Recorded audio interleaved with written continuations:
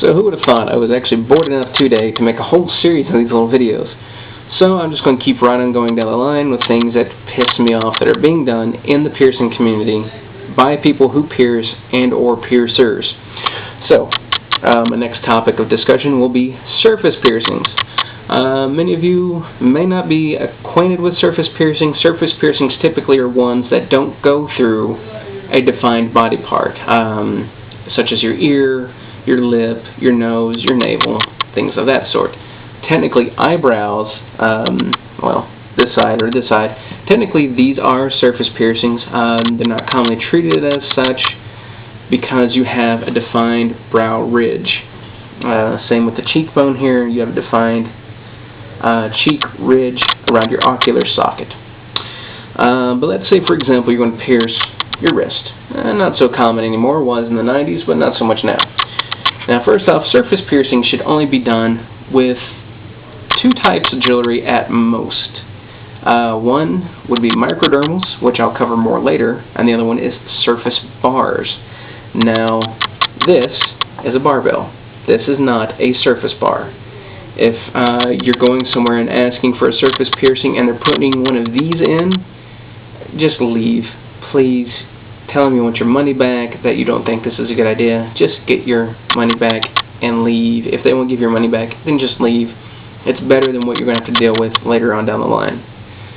So never, ever get a surface piercing with a straight bar.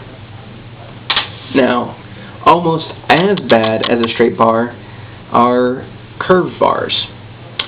This one's kind of janky, which, what do you expect? This is usually what you pull out of somebody when they've got a surface piercing by somebody who has a little bit of clue how they work, but not enough of one to really do them. So they won't be using a straight bar, they will be using one of these monstrosities. This is almost as bad as the straight bar. Reason being, your skin is going to exude what's called upward pressure on the piercing. So that means if you've got your wrist pierced right here, the tension of your skin is always going to be pushing against that bar. You need something that's going to not only work with that, but counteract it. A straight bar cannot do this. One of these little curved bars cannot do this. It will alleviate some of the upward pressure, but it's still going to be a bad idea. Now, most of you are probably thinking, well, that looks what my navel was pierced with.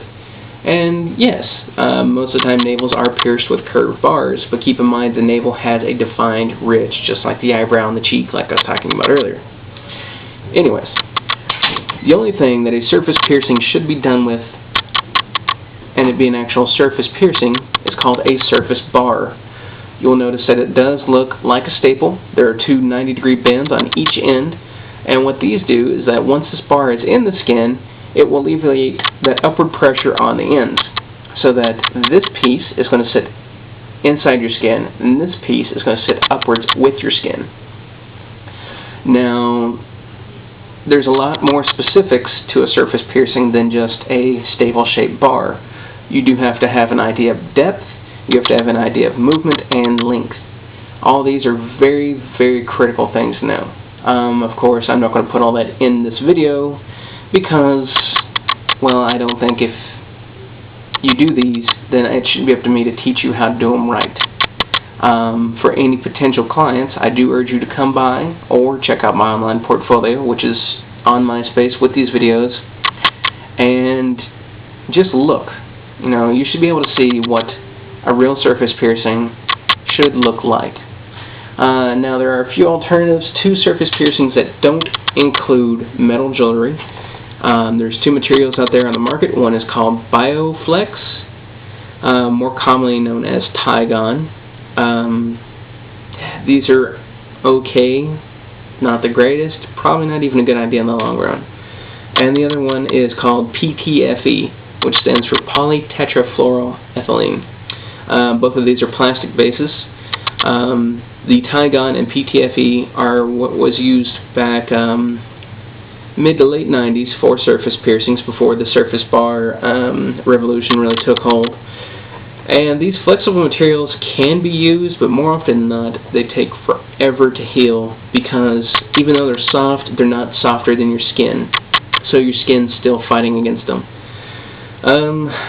So honestly, I recommend using a surface bar or the microdermals, which I'll talk about later. But definitely avoid, you know, this straight bar nonsense for surface piercings. Avoid these curved bar nonsense for surface piercings. Only use surface bars. Any competent piercer should have these around, should be able to do them, and should know how to use them correctly. Now, let's say you go into a place that pierces and they show piercings with these, but in the piercing you still see the ends exposed. That's not the point. That's actually just as bad as putting a straight bar in. That's pretty much the same thing.